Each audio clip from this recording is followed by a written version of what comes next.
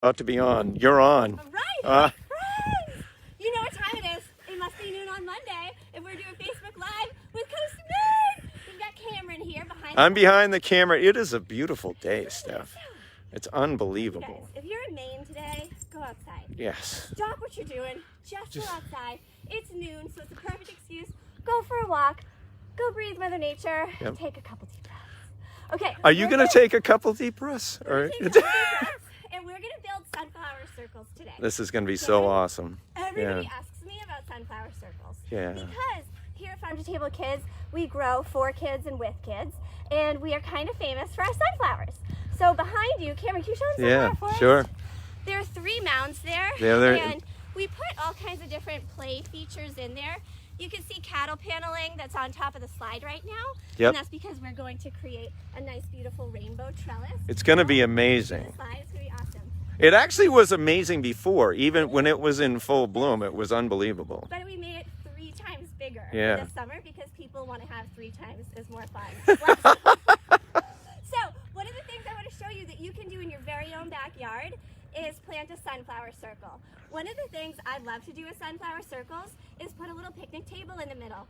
It's shady. It gets to be shady once the sunflowers grow, and kids love hanging out in there, having snack time, or making fairy houses. So I chose this part of the field mostly because it's like the least maintained part of the field, and I genuinely wanted to show you that you can put this anywhere. Even if you have grass in your backyard, you can do this. So I basically am planting into crabgrass. What I did is I did a little bed prep before Cameron got here. So as you can see, I have this wood chip pile that goes along this hill where I usually I'm gonna have high bush blueberries in there. But this wood chip pile, I thought it'd be really cute if it kind of just dead ended into a sunflower circle. And in here, I'm going to put a small picnic table for kids to just have chill time. So one of the things I did, because actually Kirsten did this for me, but we just dug a trench around the perimeter of where we're going with this. For a sunflower circle at home, I make the closure really small, about this big. At farm camp, because we do have children with disabilities come, I keep everything as wheelchair accessible as possible, or just wide for friends. So if I were to do this at home, I would probably bring the enclosure to about here and keep this as my entryway. But because I like to keep things pretty open here at farm camp for whoever wants to use it, I'm gonna make like a regular. All right. So you're talking about making more of a full circle instead of like a horseshoe. Exactly, yeah. At home you can do more of a full circle. Here I'm gonna do a horseshoe. So what I did, because I said I was working into crabgrass, Kirsten just went through and dug a trench. And crabgrass is a rhizome, so it's just a picture here that this soil has so much more nutrients than what I've been pulling up. And I'm gonna top dress with this. And then I'm gonna show you how I prep my beds before I plant.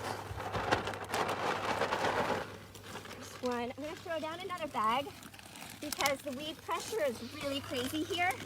And I want to really top dress this nice and thick. And then I'm gonna use cardboard for weed suppression. We were just doing this with Richard with retrees and the cardboard. It's awesome. Okay, so that's got a nice thick layer to work into. Because I grow with kids and because we maintain so much land and fields here, I have to try to manage my weeds as much as possible ahead of time. So what I'm gonna do is take some cardboard and some wood chips. I don't want this crabgrass getting back into the soil. Yep. So what I'm gonna do is take cardboard, and anytime you remove these rhizomes, it's best to get them off the field, because they will remove themselves. So I'm just putting this cardboard down, and I'm just using this right now so it doesn't blow away, but I'm going to top dress it with my wood chip. This is going to cover it right up. It'll make it look pretty. It adds definition so the kids know kind of not to step on the seeds that we're going to plant. And I'm going to do that all around the perimeter with more cardboard. So and again, that's to keep the weed pressure down. there's also, I mean, there is a shortage of soil and mulch. You know, people may find garden centers have sold out. I'm just wondering, these wood chips, you've got a lot of wood chips here. Did you go to somebody locally? How did you get the wood chips? Great question. Arborists, especially in New England and in Maine, so many people have to take trees down from storms and stuff that they're always looking for places to put the wood chips. Yes. Because that's storage for them, or the disposal anyway. I hadn't thought about people just reaching out to arborists. I think that's a great idea. I call arborists, Yep. and I ask them for if they have any big jobs that they need to get wood chips out of their way, and they drop them off here, which is fantastic. I love it. Okay, so for the purpose of this video, I'm going to show you how this cardboard will act as a weed barrier. Yep. It'll also biodegrade over time, which is why we use cardboard over plastic. So that's going to be a nice weed barrier. I'm going to cover it with my wood chips so it just looks pretty. And I'm going to put that over the other side too. So we're going to go right like that. Okay, now we're going to plant. So, you know what? I don't have cardboard, the rest of the cardboard, because I used it on my trees.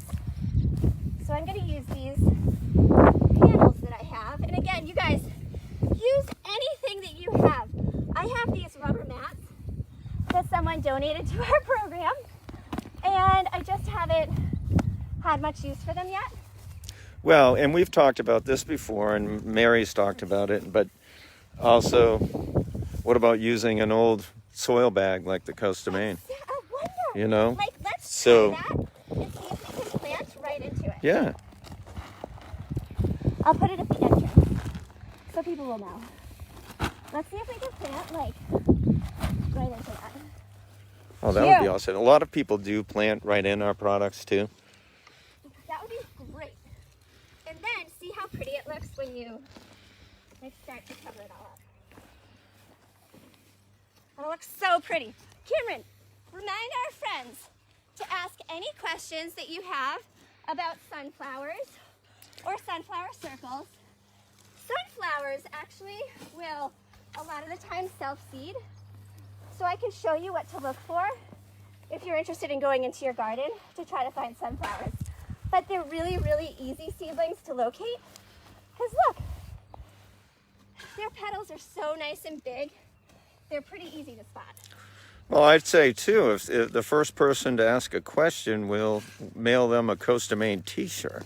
How about that? That's fine. You know, let's get some interaction going on here, because, you know, Castine, Autumn, come on yeah. over here. And Autumn's going to start planting sunflowers while I finish wood chipping. So, Autumn, how are you today? Good. And trying to keep up with your mom? Okay.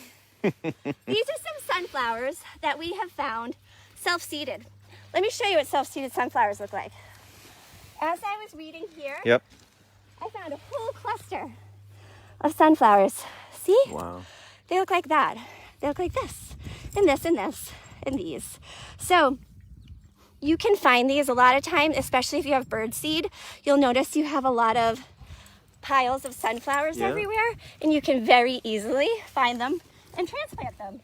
You will notice on the back of sunflower packets, it says direct sow. They do not transplant well. And that's true. They don't transplant that great because their stems are so brittle. Like, look how brittle they are. This yeah. too. Yeah. So they kind of have really brittle stems. They don't really enjoy root disturbance. But at this age, when they are nice and young, you can go ahead and transplant them. What is your favorite variety of sunflower to plant? That's from Aaron Guessman. Such a great question. So, Aaron, we owe you a t-shirt. So, Aaron, you get a t-shirt! Yay! Good for you! So you get a t-shirt. Congratulations. Congratulations for asking. My favorite, I have a few. So from Johnny's, there's the Pro Rich series, and those are the kind that you see at farmers markets with like just exquisite petals and symmetry in the center. I also love the Sunrich series, the Pro Cut series, and there's this one called Autumn Beauty that is orange and golden, and it looks like sunset in midsummer. It's so pretty. So Cindy Christine Borth says, I use all your products, but this will be my first year planting sunflowers. She's very happy. Yes, you should be. Sunflowers make me so happy. One of the things, when I'm planting sunflowers, sunflowers will tell you to give incredible amounts of space, maybe like, I don't know, I don't have a packet in front of me, but usually like 8 inches or so in between. I'm gonna double down my sunflowers because I know some critters are gonna come out here and hurt them. I know that the dogs are gonna probably run through here a couple times. Would you do that? So I'm gonna lay them in here thick, and then we'll see what happens. If I have to thin them, I will. But since I'm transplanting right now, I would rather just really put them in thickly and see what Mother Nature does.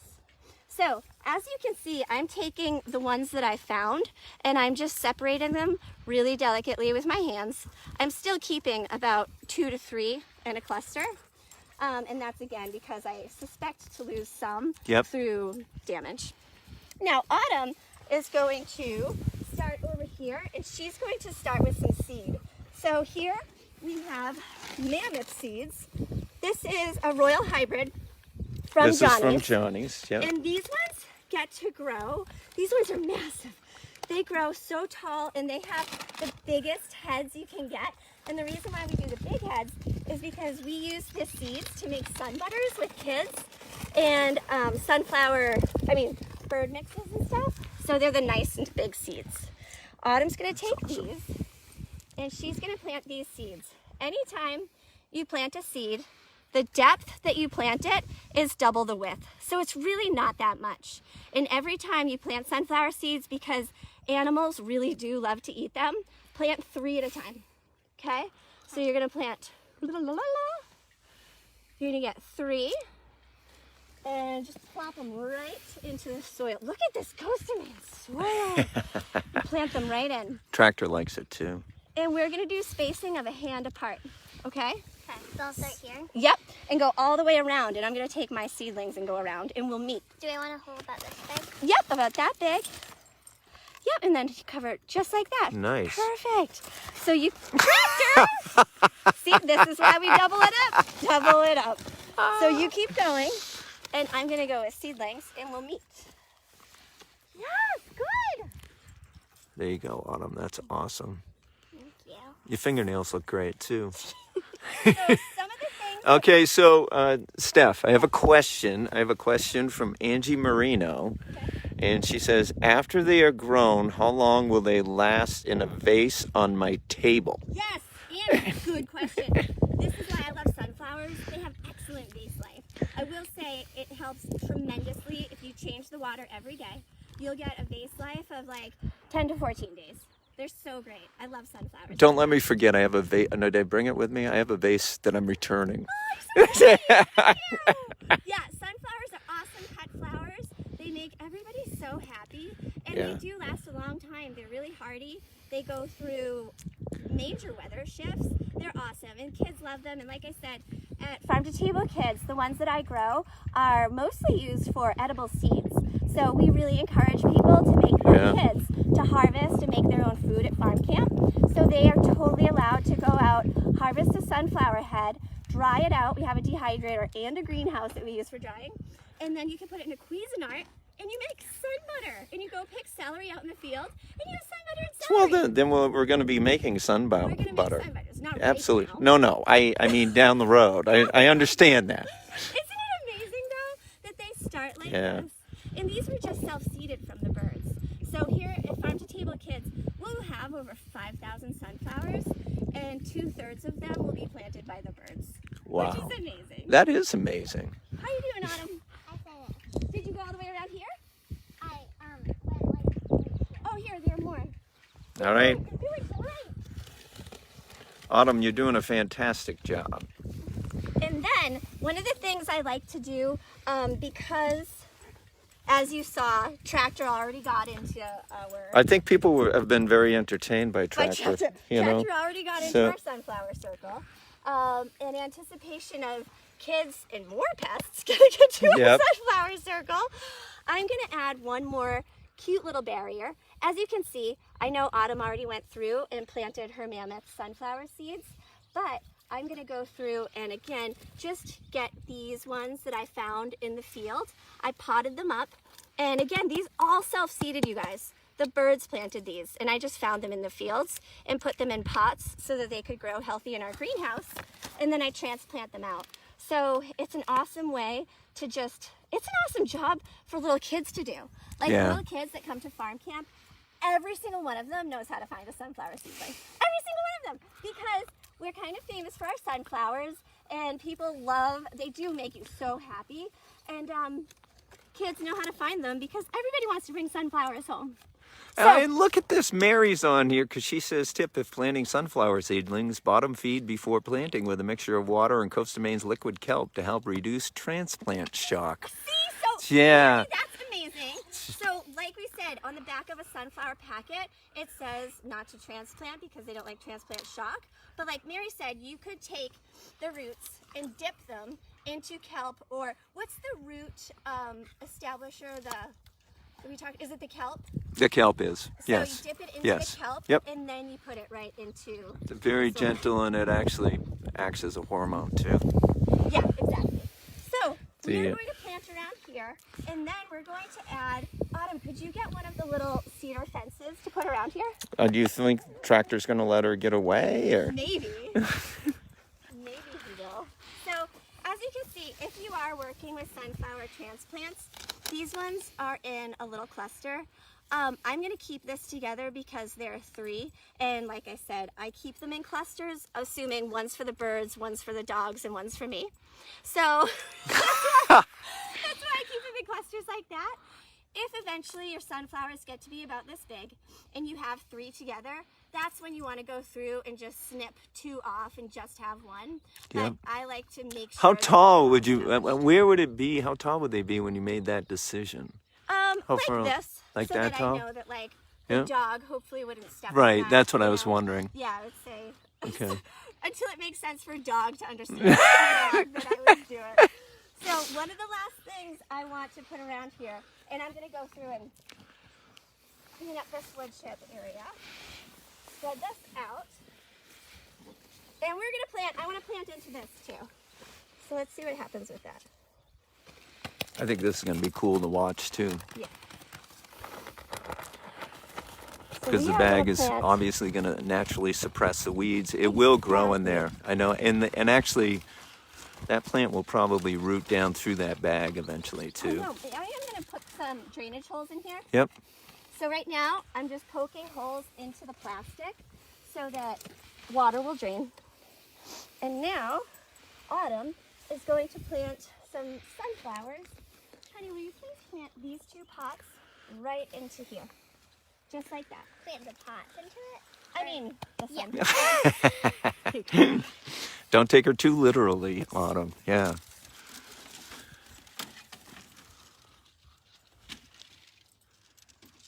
Good.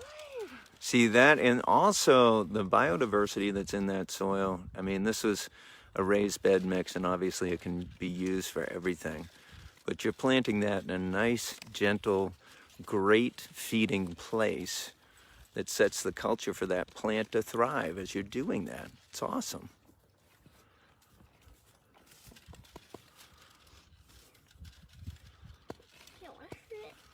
Do you love sunflowers too? Yes. Yeah. Great. And there are so many different kinds of sunflowers, guys. Oh, you're putting up a fence. I didn't even notice. So this is something I love to do to add a little bit of, just make it look pretty around the farm.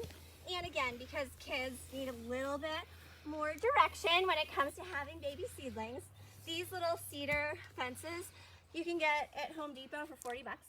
And they're really cheap and easy to use, but great demarcations for little kids. Yep. Now, as Autumn's planting that, I just want to cover up the last of my wood chips. And one of the things I wanted to mention about sunflowers is you can get sunflowers in branching or single stem. The single stem ones you see at the farmers markets are gorgeous. Those are the Sorayas. Those are one cut. So you only get one flower off of that plant. That's not good for me. I love high yielding, low maintenance crops because I farm with kids. So I love branching sunflowers. A branching sunflower will act more like a sunflower tree. Yep. It'll give you so many more blooms, probably like, well, you probably get at least 20 bloom heads off of one branching sunflower, whereas you get one off of a one cut. So the ones at the farmers markets with the perfect straight stem and the really strong necks, the perfect symmetry, are perfect sunflowers, but those are usually single cut. I stick to branching. And another thing to look for when you're picking out your sunflower seeds, because it's the perfect time right now to plant sunflower seeds. It's still a little early, but honestly, I planted out early knowing that they're hardy and animals are going to get to them. So plant them now. If they sprout, great. If they don't, you still have time to plant again. So genuinely throw down your sunflowers now. And when you look at sunflower seeds, there's also pollen and pollen-less. So we grow for a lot of restaurants, and they don't want to have pollen on their tables, right? Because you ever notice that? Exactly. When you cut sunflowers, and then you bring it to your kitchen table, and you're like, oh, the pollen's all over the place. Yep. You can get pollenless sunflowers. You just have to look in your brochures, and it'll say whether it has pollen or pollenless. Isn't that great? That's awesome. And the other thing that I was thinking was that sunflowers for a little kid, the way they grow so quickly, I would think that that's even more fascinating. They're everywhere! But once you know what to look for, they're so easy to find because they have these big fat stems. They usually have a little bit of purple in it. And then they're just the cutest, stoutest little seedlings. Would that be common for somebody to have in their own yard if they haven't really planted sunflowers before? If you have bird seeders, like if you feed the birds, they're always sunflowers. They're always seeds in there. those. You don't know what variety they are. Sure. But if it's in your house and you notice sunflowers popping up here and there, that's probably why. Is birds are either carrying them in from a neighbor's bird feeder or your bird feeder, or just somewhere else. But like scavengers are pretty good at finding sunflower seeds. Yeah. That's why people have such a hard time growing them. So many people are like, I tried sunflowers, they just don't work. It's because a lot of animals eat them. So you can see we piled in seeds and transplanted sunflowers. So we'll get some, but you really want to throw down more than not. And so you're thinking that maybe 1/3 of these will actually grow. Is that about right? I think about 1/3 will. Yep. And because we put in transplants, we put in established sunflowers with seed, it'll be a nice little window of when these ones are finished blooming, the other ones will just be about to start. So it's a great succession plant to go and start with seedlings now, and then add some seeds at the same time, and you're perfectly spaced out time-wise. I'm so glad we scripted this out ahead of time. Because we're so good at that. Okay, so what do you think? Do you like the sunflower circle? I think this is awesome. And then Autumn, get the sunflower label that you made. The sunflower sign that you made. And what I'm going to go through is, after, go through and weed this out. Oh, more. sure. I mean, we can't do it We all have to weed that out live, some more. but this is basically the idea. So I love wood chips. Wood chips are awesome for weed suppression. So I'm going to add more wood chips in here. But then you can see it gives the kids pretty good idea that something's planted here.